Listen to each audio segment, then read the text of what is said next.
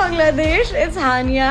Guess what? I am coming to Dhaka with Sunsilk for lots of fun. ঢাকায় এসেছেন পাকিস্তানের জনপ্রিয় অভিনেত্রী হানিয়া আমির। গত বৃহস্পতিবারই ঢাকায় পা রেখে সামাজিক যোগাযোগ মাধ্যমে বাংলাদেশি ভক্তদের জানান শুভেচ্ছা। এরই মধ্যে ঢাকায় কাটানো এই সুন্দরীর বেশ কিছু মুহূর্ত ভাইরাল। শুক্রবার বিকেলে বেড়াতে যান ঐতিহ্যবাহী আহসান মঞ্জিলে, সেখানে কাটান বিশেষ কিছু মুহূর্ত, আর তা নিজের ইনস্টাগ্রামে শেয়ার করেন হানিয়া। হানিয়া আমিরের এই ঘোরাঘুরিতে সঙ্গ দিয়েছিলেন কন্টেন্ট ক্রিয়েটর ও food blogger Iftekhar Rafsan.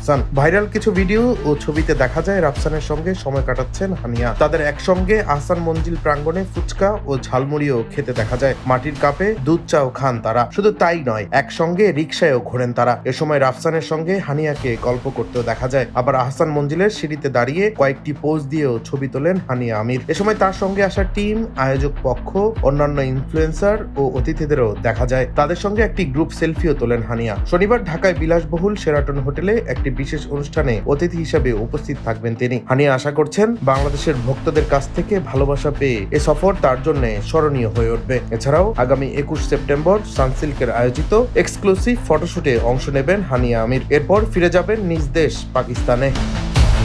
Desk report, দৈনিক ডেস্টিনি।